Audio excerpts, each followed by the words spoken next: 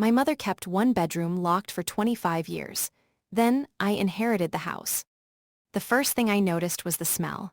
Not dust, not mold, perfume, my mother's perfume. It drifted from the end of the upstairs hallway the moment I opened the bedroom door that wasn't supposed to open. Only it didn't open. The knob turned halfway, then stopped with a hard little click, like someone on the other side had their hand wrapped around it.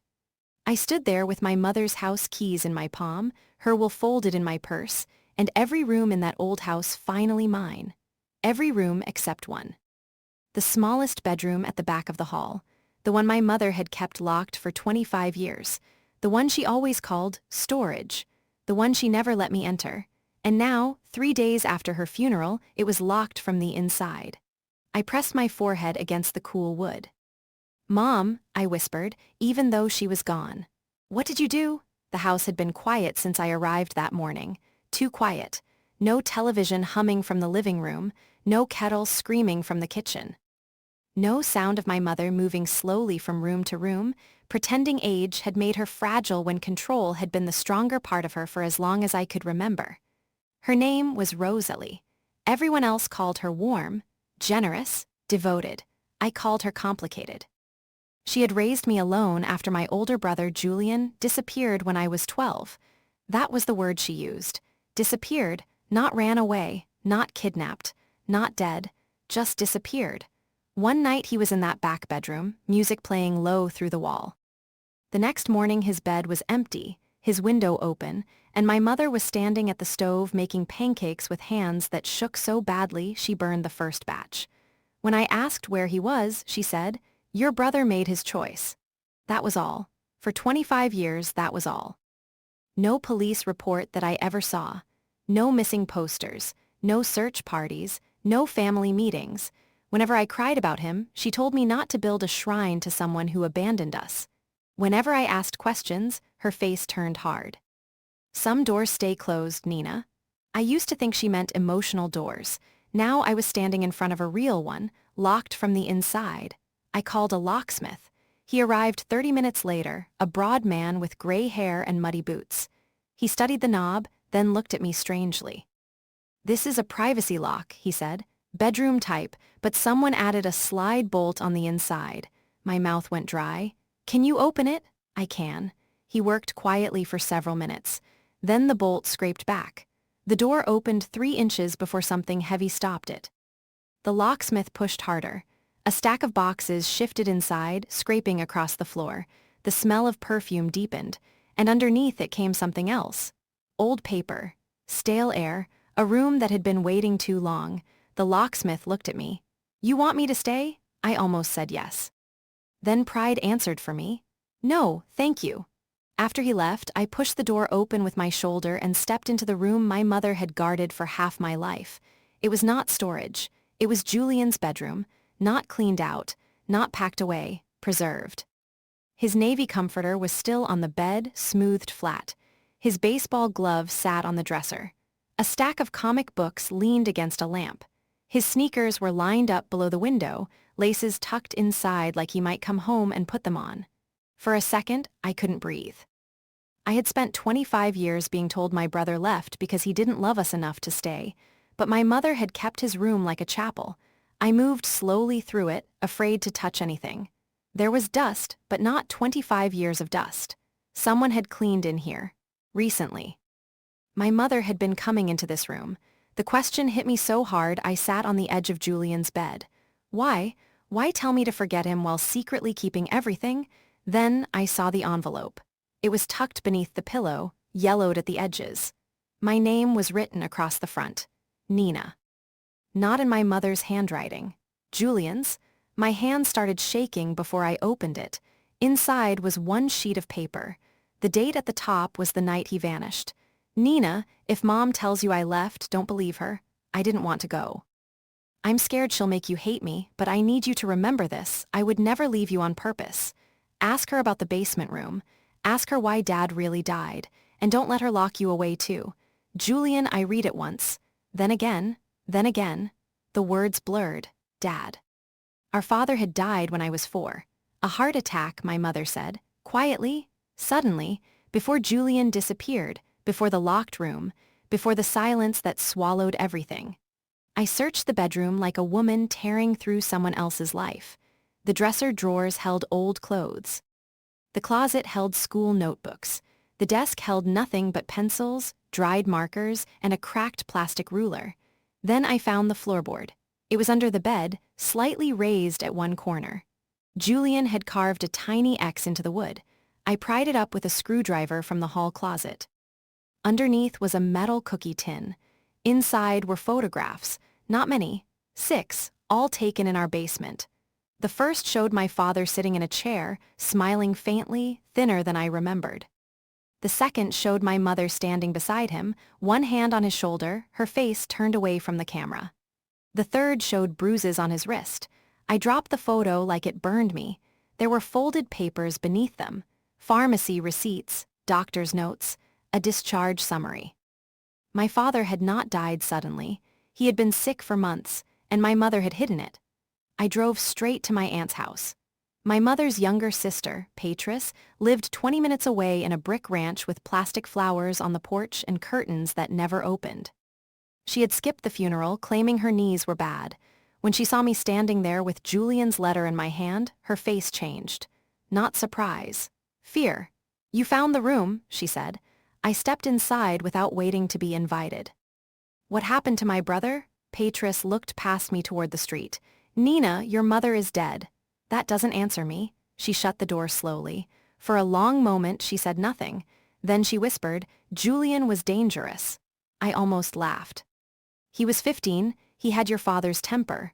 My father was sick. Her eyes flicked to mine. That was the moment I knew she knew everything. I pulled out the photographs. Beatrice sat down hard in the nearest chair. "Where did you get those?" Julian hid them. She covered her mouth. I waited. Finally, she said, "Your mother told me he was making things up." "What things?" "That she kept your father downstairs near the end." The room tilted. "Kept him?"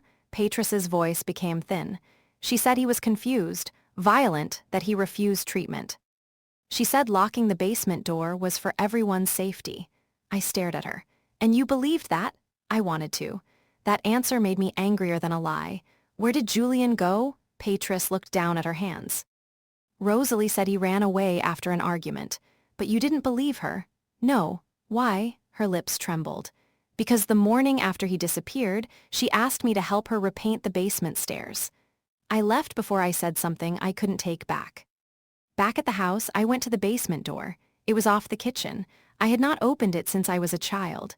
My mother always said the steps were unsafe. The door stuck at first, swollen from age. Then it gave. Cold air rolled up. The basement smelled like damp concrete and rust. I turned on the light. The stairs were painted gray, but under the chipped edges I saw a darker color. Red-brown. At the bottom was an old storage area, boxes stacked against one wall. Behind them, half hidden by a sheet of plywood, was another door. A small one, a room inside the basement. My brother had written, "Ask her about the basement room." I pulled the plywood aside. The door was locked with a padlock. My mother had kept the key. Of course she had. I found it that night in her jewelry box, tucked under the velvet tray where she kept her church brooches. The basement room was barely bigger than a closet. There was a cot, a bucket, a cracked plastic cup, and scratches on the inside of the door. Not random scratches. Words, "Help me." Then below it, carved deeper, "Julian knows." I backed out of the room and vomited into the laundry sink. For the first time since my mother died, I cried. Not for her. For my father. For Julian. For the 12-year-old girl who had slept upstairs while horror lived beneath her feet. But the worst discovery was waiting in a cardboard file box under the cot. My father's medical records. His life insurance policy. Bank letters. And a notarized statement signed by my mother 2 weeks after he died. It said my father had refused all treatment and chosen to remain at home. His signature was at the bottom. Only I had seen my father's signature on birthday cards. This wasn't his. It was Julian's handwriting. My mother had made my 15-year-old brother forge our dying father's signature. That was the midpoint I didn't see coming. Julian had not simply discovered what she did. She had used him to do it. And when he threatened to tell, she locked him away too. I called the police. Then I called an attorney. Then, after staring at my phone for 10 minutes, I called Patris and told her she had one chance to tell the truth before I dragged her into it. She came over before sunset. This time, she brought an old shoebox. "I should have given you this years ago," she said. Inside were letters, all from Julian, none mailed. Patris had kept them bundled with a rubber band. I opened the first one. "Aunt Patris, if something happens to me, Mom did not send me away. She keeps saying no one will believe me because I helped sign Dad's papers. I didn't know what they were. She said Dad needed medicine and the forms would help. Please help Nina." I looked up. "You had these," Patris cried silently. She told me he was troubled. She told me he was trying to blame her because he felt guilty. He was a child. "I know." "No," I said. "You knew." That silenced her. The police came the next morning. They photographed the basement room. They took the letters. They asked questions with careful faces. Because my mother was dead, there would be no trial for her. That should have felt like losing. At first, it did. Then the detective called 2 days later. "We found something in the wall behind the cot." I drove to the station with my stomach clenched. They placed a sealed evidence bag on the table. Inside was a cassette tape. Julian had recorded her. The audio was damaged but not destroyed. His voice came first, scared and young. "You said Dad was already dying." Then my mother, calm, cold. "He was. You locked him in there. I protected this family. You made me sign his name. You helped me because you knew he would ruin us. He wanted to leave you." A pause. Then my mother said the sentence that explained everything. "He was going to take Nina." I stopped breathing. The detective paused the tape. I stared at him. "My father was going to take me?" He nodded gently. "There are custody papers in the file box. He had started the process before he died." That was the deepest truth. My mother had not locked my father away because he was sick. She had not lied because she was afraid of scandal. She had not erased Julian because he was dangerous. She did it because my father planned to leave her and take me with him. Julian found out. Julian tried to protect me, and my mother punished him for choosing me. For 25 years, I had believed my brother abandoned me, but he had been the only one who fought to keep me free. The final question was the one nobody wanted to answer. Where was he? The police searched the property. The basement, the yard, the old shed. For 3 days, I lived inside a kind of suspended terror.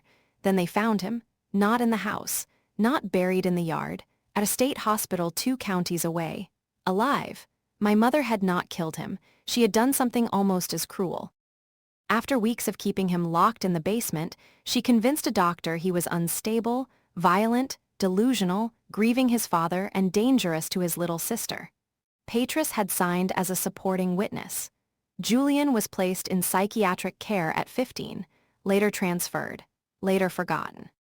Except by my mother, who paid his bills every month under a trust no one knew existed.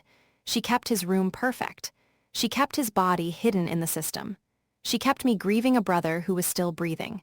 When I saw him, I almost didn't know him. He was 40 now. Thin, gray at the temples.